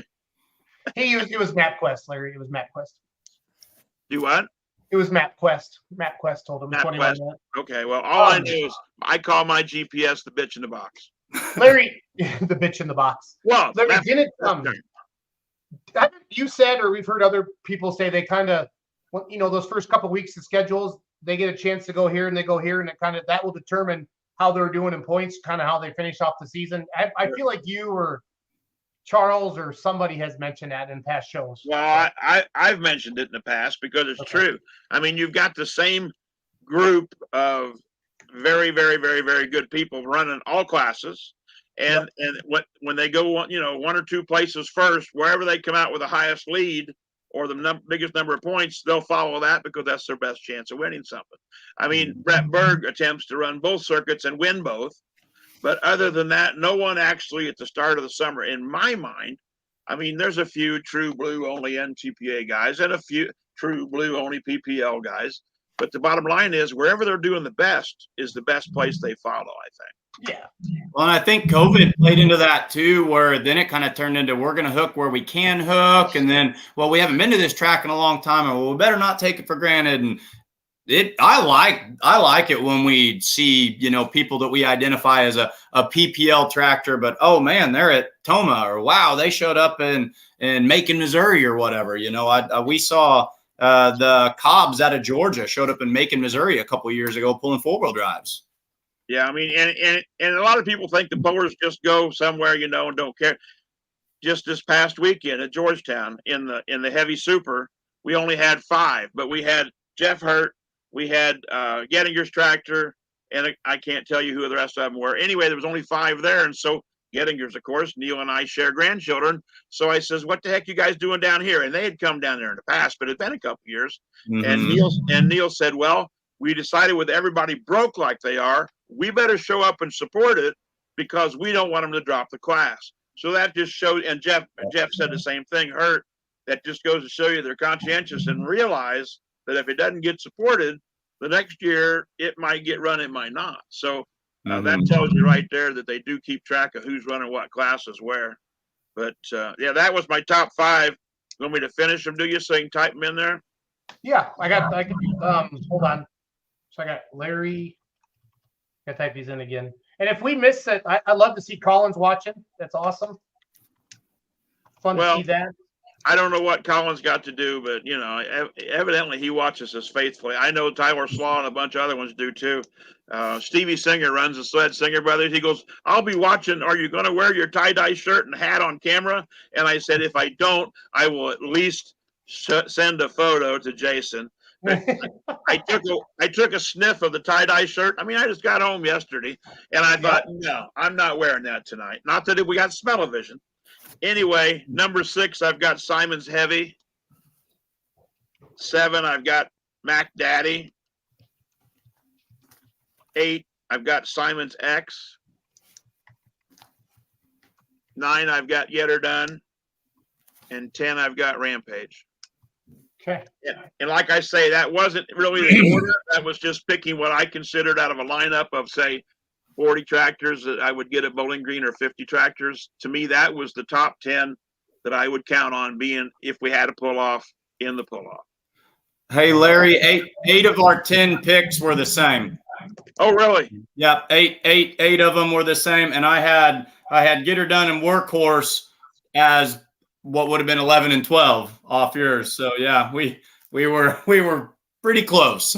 Well, if I had to go 11 and 12, I'd probably put Tim Kaine in there at 11 because no one's got a true international pro stock that runs any harder. I mean, I'll see when they leave the line when I'm standing down there. Some of the big tacks has got the display, and nobody leaves the line harder and a tail twisted tighter than Tim Kaine. I mean, that's just it. But 11 would have been Tim Kaine for sure. So Tim Kaine's one of the best things for the sports of pulling because despite the fact that it's been a while since he's got that number 1 spot, he shows up, it hooks, it doesn't break, it hooks hard and mean. He's a nice guy. We've talked to him till late in the morning. He is great for the sport of pulling. And I love what he does for the pro stock class. Him and Donna both. I mean, they are the reason, mostly Donna, that the pro stocks got put into Enderley Pull-Off. She campaigned to Kent 3 or 4 years before Kent said, "Well, what kind of parts do you buy of mine?" That's back when Joan had already passed, but I mean, Jones one started that thinking, what can we do to reward the people that buy our parts? And that's, as she came up with that, similar to Big Bud Shootout. And when it first started, it was only people that had parts, those classes, mostly alcohol, V8s, that ran their parts. And then they found out barrel valves, shut-off valves, a lot of other stuff that they didn't realize the diesel class was using too. But Donna campaigned for 2 or 3 years for Kent to include them. And then he finally did and said that was a good choice. I'm glad she bugged me about it. Yeah, I had no idea they weren't in there until I kind of learned some history of the Enderley, Larry, when I was at it this year. So yeah. Good Well, if I've got nothing else, especially bad lighting, I do know history, right or wrong. You haven't plugged your light in yet, Larry? I got you. Well, actually, here's the deal. Last Monday night was demo derby night at the Brown County Fair. And of course, I got there Sunday or before and helped set up some stuff. And I went to my camper and I had your ring light clamped to my table, and I was in my electric recliner in my camper with my dog that went with me, which she's here behind me on the floor right now. Maze, the little black German Shepherd. And I pulled it up, and all of a sudden the internet went. I had no internet, and so I couldn't do it. That's when I told you I wasn't going to be on because of doing the demo. But once everybody got in the stands, I mean, we seat like 8,000 people, and they had pretty good standing room only crowds too for the demo derby on Monday and Tuesday night at the fair. Once everybody turned their phone on, they sucked all the internet and cell phone signal out of the sky, and I didn't have it. That's how it was in Hillsdale, Larry, Friday night. It was terrible. We couldn't get, I mean, no matter what cell phone service we had, couldn't get anybody out of there. And I had a lot of people texting me and calling me to see how Dad was going to do. We didn't pull till 11:30. We pulled at the end of that combo class for an exhibition. So, yep. They didn't, yeah. And my phone actually went into SOS mode. That's how little service, and it did it every night in the nights other than Wednesday when it rained it out. But I mean, yeah, it was very bad. And Bob Neal and I attend every morning a safety meeting with the state, local, and county police, as well as a couple other safety directors there at the Brown County Fairgrounds every morning, 10 a.m. And they were complaining too. And dispatch, they were using radios only. They couldn't sign on and do anything. But they're going to put more cell towers, brings more cell towers in and stuff for next year, hopefully down there. But it was a wasteland as soon as everybody attended. Yeah. And I think that's what again happened at Bowling Green this year too. We couldn't even use our credit card machines at the beer money booth. Right. Because of all that. So on the screen, Hub City, Wisconsin Diesel Truck Challenge, Dirt Drags. They do a dyno challenge. I think it's $8,000 to win it. That's coming up Saturday, cool. October 14th. That's just 7 miles north of where I live. So for all you Toma, Hillsboro people, it's in that neck of the woods. That's where Richland Center is. And then Larry, Justin Van Valkenburg sent me this. Yeah, Redman TNT All-American Pulling Series. He said this is the jacket from 77. Does that seem right, Larry? I don't see nothing different. Pit Pass jacket from Houston and 87 Astrodome. Pit Pass jacket. What's that mean, a Pit Pass jacket? In 87? Yeah. Well, I would have thought more in the 70s, but I know it was part of the Redman series, TNT, yeah. When did they kill all the tobacco advertising? Well, we had Copenhagen Skull, of course, NTPA did. And then they cut down real hard on cigarettes, and of course Copenhagen Skull and all those guys were owned big conglomerates. But yep. they trimmed it back, and I can't really tell you the year. I'm sure somebody can hear it. Look up whenever the Winston Cup. Look up whenever NASCAR switched from Winston Cup to whatever. It became illegal. It was like a law. Right. It was illegal to advertise tobacco products. Right. So it was a Copenhagen Skull, NTPA, and then NASCAR was the Winston Cup. So whenever Winston Cup stopped being Winston Cup, it would have been 96, 94, mid-90s. I'm hearing reliving the end of era, the last Winston Cup season would be 2003. That may be. This is another one of those historian questions that goes beyond. It's 2000, Mike. It's 2003, according to the Google. 2000. But is that the final year they sponsored that Copenhagen and Skull sponsored NTPA? I don't know. It was in that time frame. Sure. I know we had the green and white shirts that Copenhagen Skull had actually bought for all of us. Heck, North Carolina even had Copenhagen Skull pants they wore, because that's where they came from. And it put a quietus to it real quick. And that's when we developed the, if you could tell what the first year was, they had the Hard Charger Award, NTPA banquet. Would have been the year before that's when all this happened, because Copenhagen Skull said we still want to be involved, do something. And that's when they sponsored basically just a check for $5,000 to a hard charger. Someone that really worked hard to achieve a championship, or really worked hard and didn't achieve a championship, but they worked their butt off. And that Hard Chargers Award is still going on now, but they're the ones that originally thought of it and told Mr. Schreier we want to do something. That's how it was developed. Do they still back that award? No, WPI puts that money up, but yeah, the tobacco company has nothing to do with it anymore.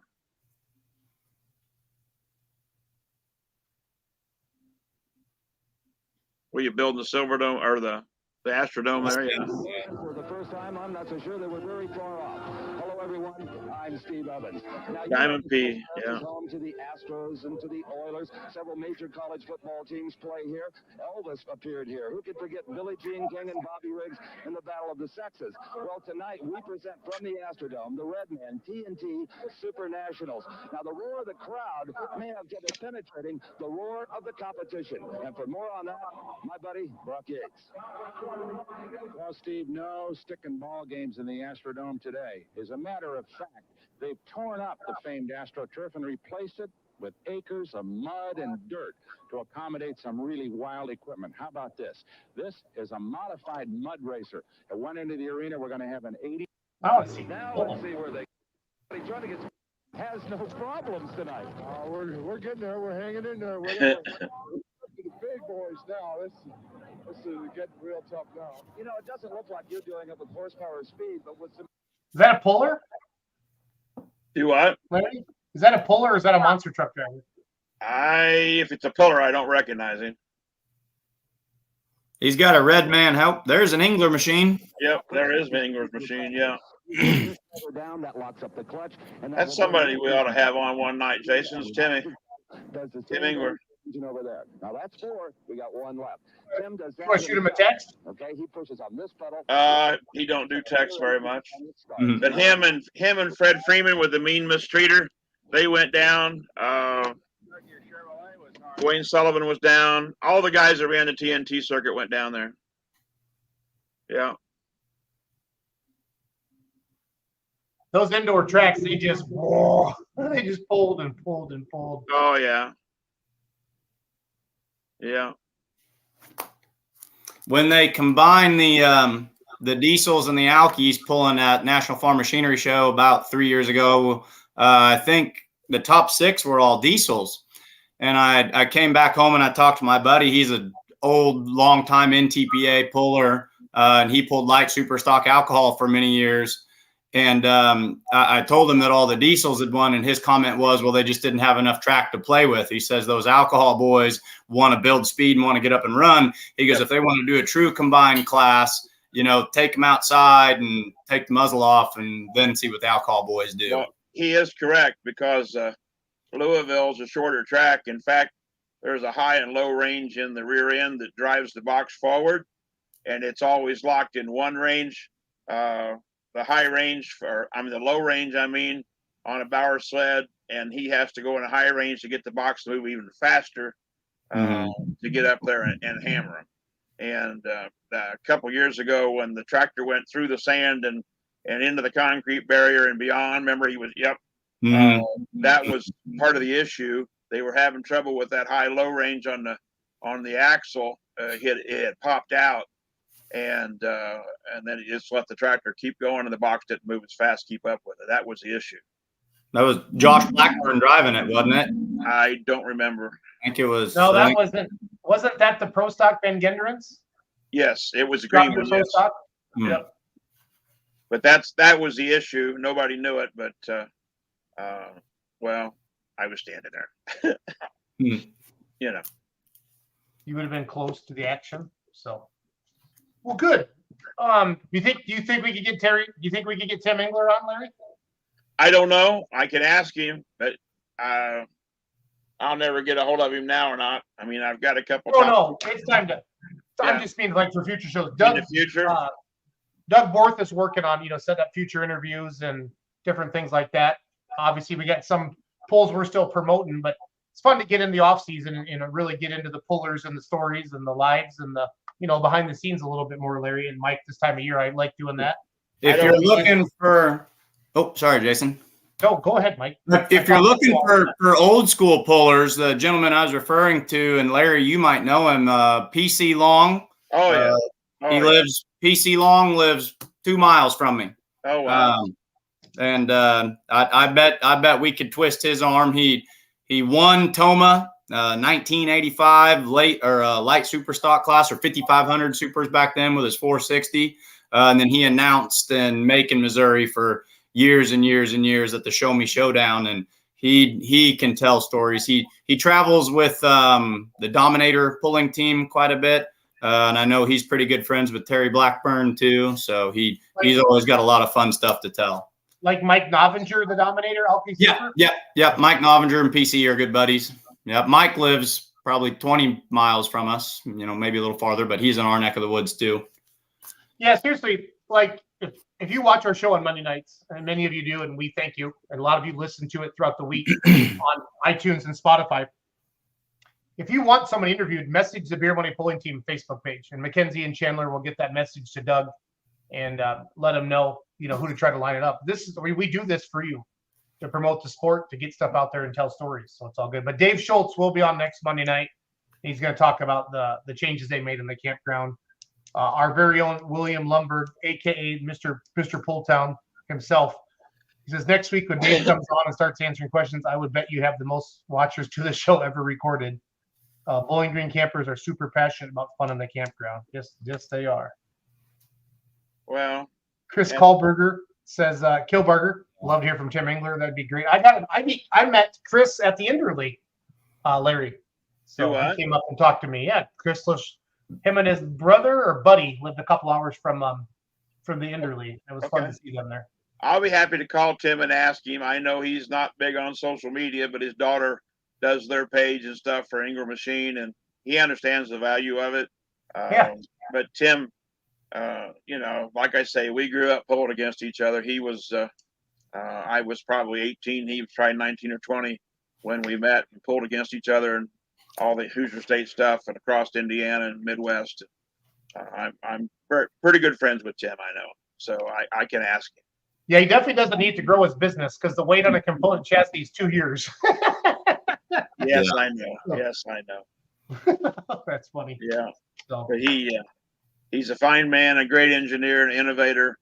And for sure. I mean, you put him and Ralph Banner in a box and it'd be hard to figure out who's going to. Of course, they all, Ralph always said Tim was building swing sets with tubing, and Ralph and Tim would say, "Well, you still running a Dan Gold wedge." But no, Tim's a good man and very, very smart. He could probably answer some questions, and if he will, I know he's got stories because I was there for part of it. That would be a super, super fun night. So yeah, just find a Monday night, Larry, that he wants to come on. Okay. And that would be great. So I'm gonna whip up some outlaw pulling TV here from the past to kind of close out the show. Jason, what about your picks, Jason?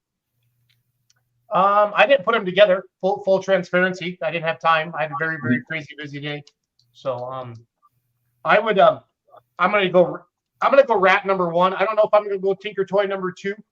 I think the most dominant tractor this year was the Rat by far. Mm-hmm. Yeah. Consistently in the top 1 or 2 or 3 was the Rat.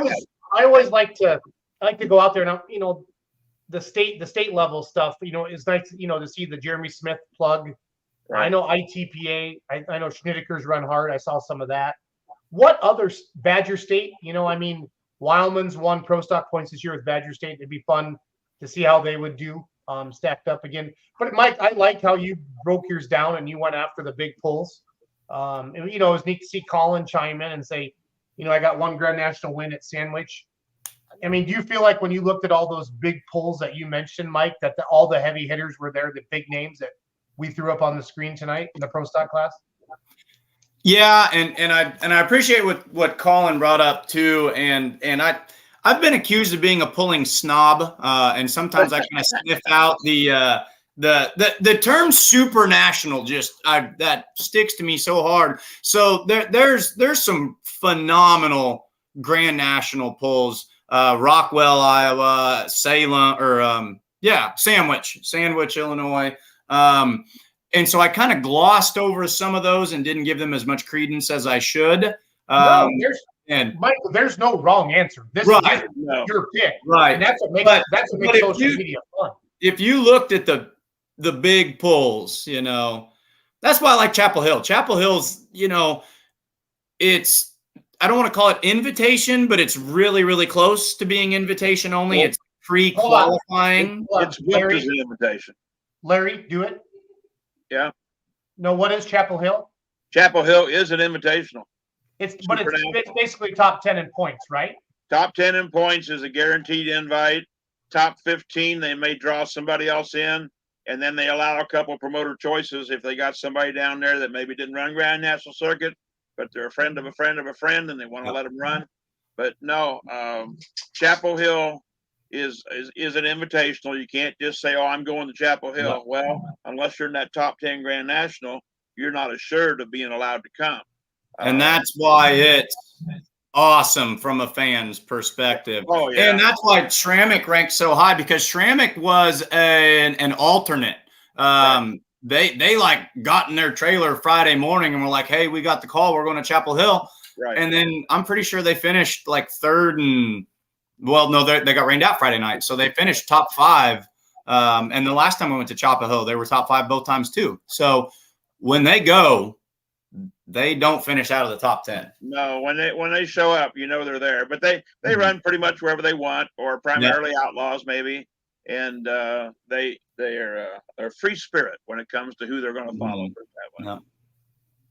But no, Mike, I love the candidness of it and how fun it is. It makes it neat. I got to see Shelton's Pro Stock run for the first time. I know Colin had won with it at Shides, and we were at Shides Park again, if you will. Wagner Motorsports Park there in Lyons, and they blew a Charger at the starting line there Saturday night. I don't know if Reese was driving or Grayson was driving, but I forget which one of the boys is going to be driving the Pro Stock. I know one of them is it. Oh, I forget. Somebody will know. They'll type in the comments here for me. But it was fun. It was neat to see Jeremy Wagler. He's a good dude. He really loves. They had the fastest diesel cars in the country, and Charles was on the mic. It was fun to listen to him. And then, of course, the truck and tractor pull Saturday night. So, yeah, it was a good time. We had beautiful weather. So, a lot of fun. A lot of fun. What was the Shelton Pro Stock before it got to them? Cody Shea's Revelation? No. What was it called? Red Edge Pro. Red Edge. Yeah, Red Edge Pro. It looks like the High Cotton. There's like out of Tennessee, there's like a 1206 or something like that. I think they call it High Cotton. Very similar body style. Looks like that too, but no, Red Edge Pro. Okay. Yep. Yes, sir. Yes, sir. This is some video from Buckner, Missouri, from Outlaw Pulling TV. I'm going to, after we log off, if you will, I'm going to let this play for 5 or 10 minutes. OutlawPulling.tv will be in Lufkin, Texas, October 21st or 22nd for the final Outlaw Pull of the year. So that's looking forward to that. So, Larry, any words of wisdom before we sign off tonight as human beings? No, I'm just once again glad to hear the input from people that are tuned in for us. It's always fun to try to answer a couple questions, or in the case of Colin, say, "Now, come on, Colin." Anyway, but yeah, no. Once again, I have a different perspective because I've worked with these people on the track for 29 years, and I consider them all friends and family. And like I say, I have trouble picking even for the full pull thing. But no, I'm just glad to be a part of this podcast and glad you're having me come on and play. And it gives me a chance to once again share some of the things that I've either done or said or witnessed, I guess, not said, witnessed. I'm enjoying it. That's all I got to say. I'm enjoying the interaction with the fans. It's fun having you on, and Mike is a different, a new face. to the pulling scene. I grew up watching it, very, very passionate, but I love to hear his different angles as well. And then we have Ryan and Charles, and Doug jumps on. People that grew up in the sport, been Right. following it their whole lives and stuff. So this was a fun pull. Buckner, one track was MSTPA, Missouri State, and the other track was Outlaws, and we broadcast both tracks, so it was kind of fun to see some of this. And yes, this is couches. Couches have high cotton, and they also have a John Deere called Cotton Picking Deer. Cotton picking deer, yeah. Yeah. And both those tractors would have been at the Chapel Hill that we referred to earlier. So Yeah. a lot of fun there. Cool. Yeah. So Mr. Campground, William Lundberg. Oh, look, Larry, Campground. Larry, it's been great having you on It the says show. Larry and Jason. Doesn't say Jason. Oh wow, I got top billing. You deserve it. No, You deserve it. no. So, all right. Well, I'm going to take our faces off the screen. You guys can log off, and then I'm going to play some videos. Thanks for watching. right. We'll see you next week. Thanks, guys.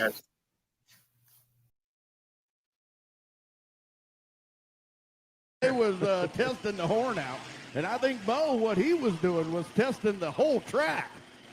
Funny how we couldn't hear that horn until he shut the tractor off, huh?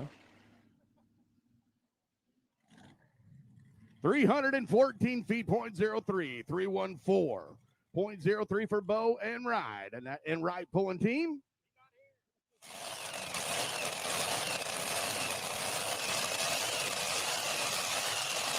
Current points leader in the class here. Donald Nelson comes out of Cat Springs, Texas, has a 2-point lead over last year's points champ.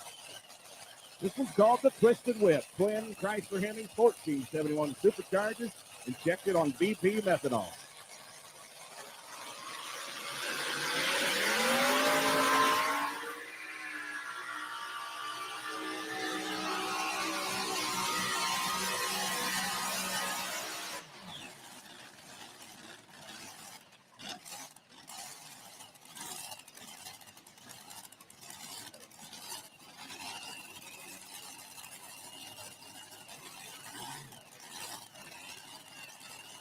$278.66 feet, 278.66.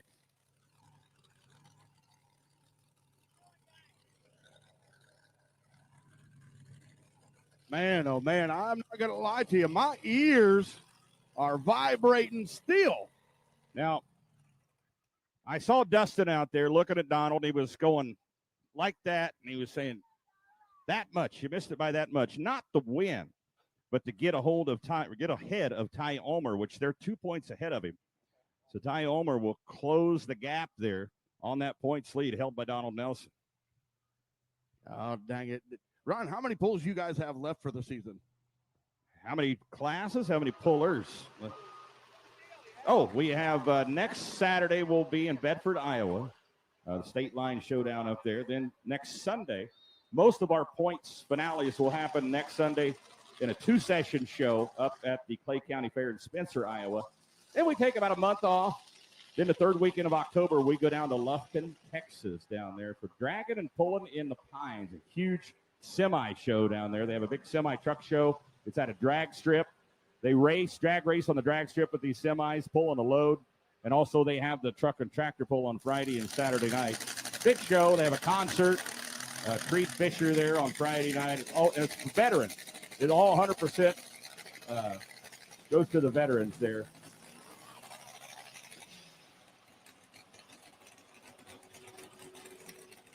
All right, backing up over there is our current points leader. This beautiful orange Farmall. This is Craig Ogle out of Princeton, Kansas. You can check out all of our. There we go. Now it's working. You can check out all this on www.mstpapulling.com. See where we're at, where we've been, where we're going. Who's hot, who's not. This is your current points leader.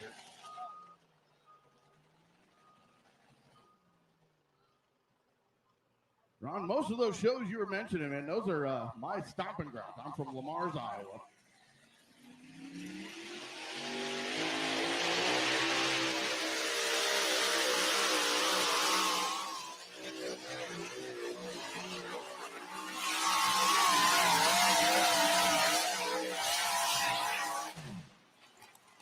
Absolutely, and that's why he's our current points leader. Yeah, that tractor has come a long way since the last time I seen him pull. And nowhere else where you see an orange Farmall. 363 and 21.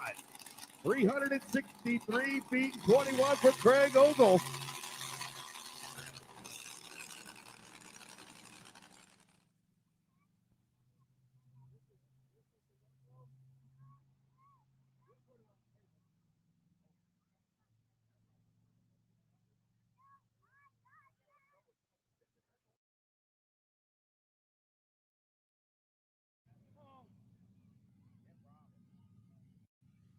All right, I was corrected on the engines on this tractor. Craig Ulmer reminded me these are MBR Hemis, Minor Brothers Racing Hemi. Minor Brother Racing Hemis are not Chrysler based as far as the bottom end. They're basically a redesigned Aries. The Aries engines that were real popular in the 90s in pulling and drag racing had Chevrolet architecture in the bottom end with hemispherical heads. Minor Brothers bought that engine design and utilized it. Improved it some, but it's basically big block Chevrolet architecture in the bottom end with hemispherical heads on it. They make close to 3,000 horsepower. How was that, Craig? Was that good? Was that good? Wayne Longnecker comes out of Cambridge, Iowa. Legendary puller, former points champ. Got to beat 300.6 to win it. Here comes the River Rat.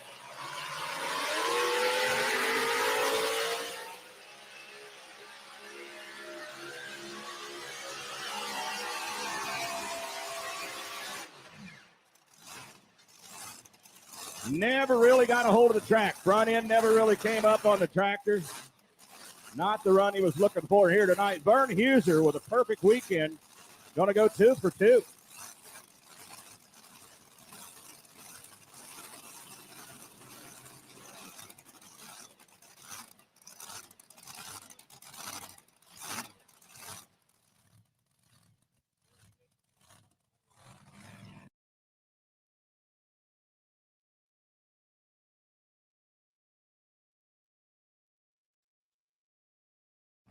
.257.82. We'll give you the final results here in just a moment. Backing up over MSTPA side, it is the old man of the group. Folks, this man is over 70 years old. Ben Lapardis out of Omaha, Missouri, in Good Vibrations.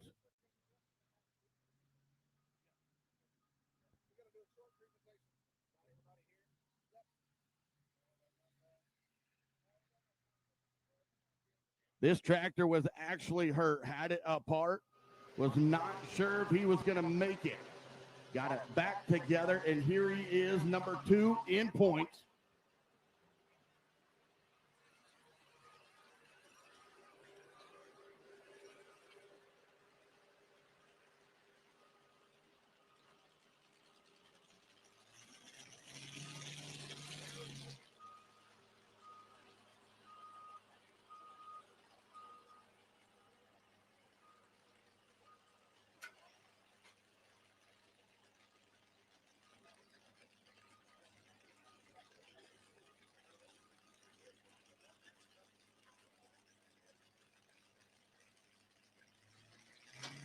Here in Lapardis out of Oman, Missouri, and Good Vibration.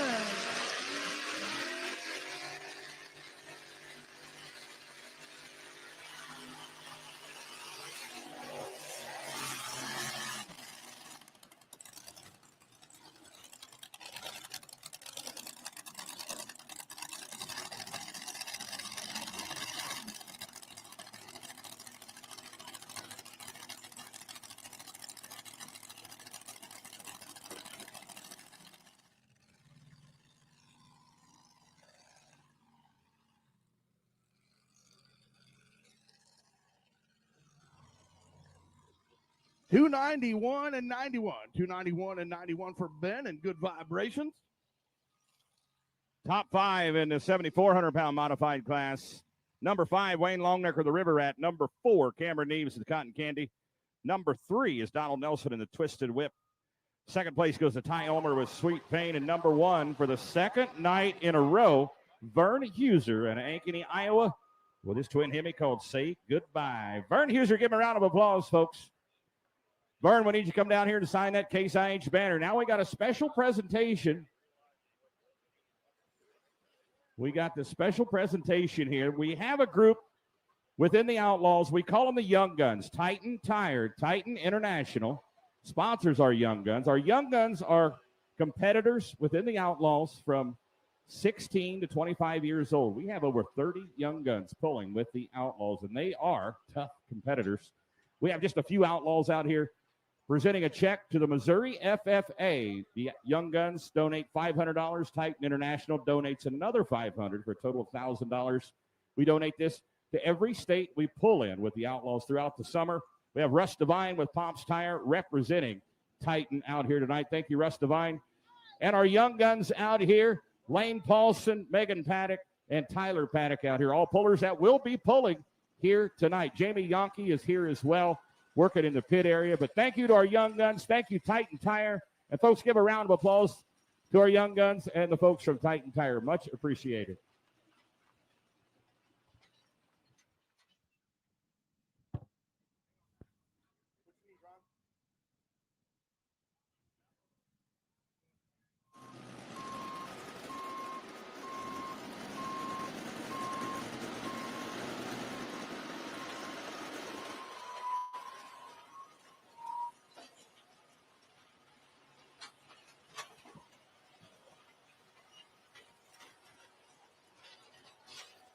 I put backing up.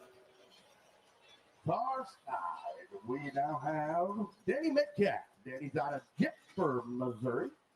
Jasper. Turn this down. What the world? There we go. See if that works. There we go. Danny's out of Jasper, Missouri.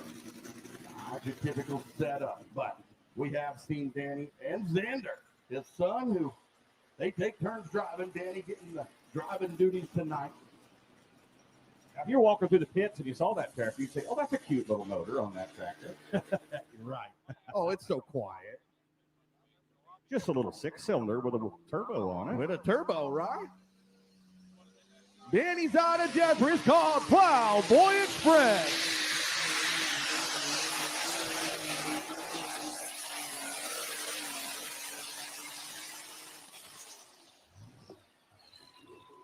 Yep. Hey, how about that, Ron? That's just a cute little motor. 368.05, 368 feet.05. Your new leader, Danny Metcalf and the old Plowboy Express. Hey, Kate, I'm over here with